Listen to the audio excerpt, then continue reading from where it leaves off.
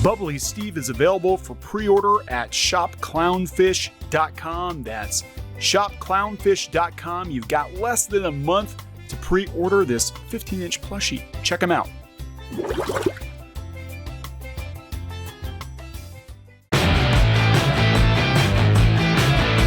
All right, guys, we're going to talk about Pokemon GO. This is Neon. This is Clownfish TV. I am not here with Geeky Sparkles. She'll be back.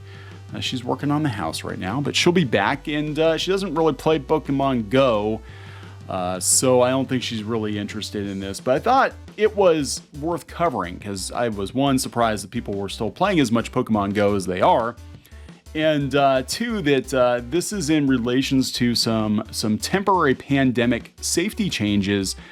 People are apparently upset with Niantic for rolling them back. So we're going to talk about this. Before we get into it any further, please subscribe for more pop culture news, views, and rants, guys. We're over 229,000 subs. Thank you so much for the support. We do talk about video games on occasion as it interests us. Not really a video game news channel, but certain games and certain topics we talk about. Pokemon we talk about. Been talking a little bit about Blizzard, mostly because we're watching this company burn down in real time. We'll talk about Square because I'm a big Final Fantasy fan, but Nintendo on occasion. But this is interesting. Our kids played the heck out of Pokemon GO a couple of years ago, and then they got very, very bored. But apparently, a lot of people are still playing it, and there were some rules put in place for the pandemic, and now they're rolling them back, and people aren't very happy. So let's talk about that. This is coming from The Information. Niantic, to frustrated Pokemon AR gamers, we hear you.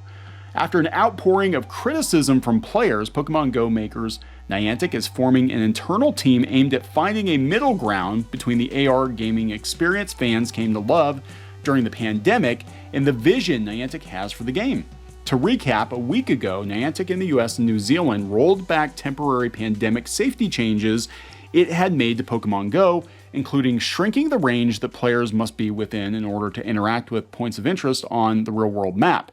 The rollback means players have to roam around outside more. While good for Niantic's goals of encouraging outdoor exploration, the switch upsets players who found the pandemic changes had made the game more accessible to people with disabilities, or simply more fun and rewarding to play. Niantic's task force for the issue has to move quickly by September 1st, the start of Pokemon GO's next season of in-game events. Niantic will present the team's findings. So here we go again. We're having a conversation about accessibility. Now, I think in the case of Pokemon GO, since it requires travel, in this case, I would absolutely be in favor of more accessibility. I mean, geez, you remember the stories when this game first came out? People were like finding dead bodies. They were getting hit by cars. They were walking off of cliffs, getting hurt, trying to find. Yeah, it's a little bit different than sitting at home with a controller. I think if you're asking people to go out into meet space and go find virtual critters, right? Niantic's task force for the issue has to move quickly. This is by no means a guarantee that GO's vocal critics will get what they want. Niantic's decision will certainly be motivated largely by the wealth of data it has on how GO players actually behave, not what some players say they'll do. Even highly visible boycott efforts rarely seem to impact the trajectory of well-known gaming franchises. The loud push to boycott Sword and Shield, and it became a bestseller regardless. As long as most of the audience keeps playing and spending money on games, gaming companies have little incentive to respond to criticism. So anyway, this is a letter. I guess it was an open letter from Leak Duck, and it got a lot of mileage on Twitter. Dear Niantic, community and creators alike wish to voice our concern and disappointment over recent changes to the Pokestop interaction radius reduction in Pokemon GO. While the Pokestop POI interaction radius was increased due to an unprecedented global pandemic, the flow-on effects of this in-game change have had a far greater positive impact on the community. The increased Pokestop interaction radius created the following benefits: safety, not needing to cross roads, not needing to trespass on private property, providing the ability to play and interact from a sheltered shared location under trees, awnings, or shelters, playing from safe locations and not entering areas that would be detrimental to personal safety. Yes, we know people were getting hurt playing this game early on. General personal safety for social distancing, etc. Accessibility. Many disabled trainers could now interact with locations that previously excluded them from the Pokemon GO community. This includes interacting with gyms and Pokestops that would otherwise be inaccessible due to stairs, steep inclines, or other physical barriers, all while being very generously within visual range of the point of interest. I don't think that's a bad change. I don't think you should have to go up like 12 flights of stairs, if you're unable to do so. Trainers with autism and sensory conditions can engage with the community from a more accommodating distance. Trainers with young children or in a position of care could more safely interact with points of interest while maintaining a safe environment for those in their care. It goes on and on. Greater courtesy and respect to non-trainers in the community by way of not crowding or blocking entrance to business, private properties, playgrounds, emergency services, places of worship, or memorials. Yeah, I know when this game first came out, people were all over the place, and all the Pokestops, some of the Pokestops were actually businesses, and people were just like hanging out, loitering in front of businesses. If it were my business, I honestly don't think I'd be all that happy. I'd be like, oh, nope, we're all out of Pokemon. Go home. So yeah, I mean, they're asking that these not be rolled back. Now, this is coming from GameIndustry.biz.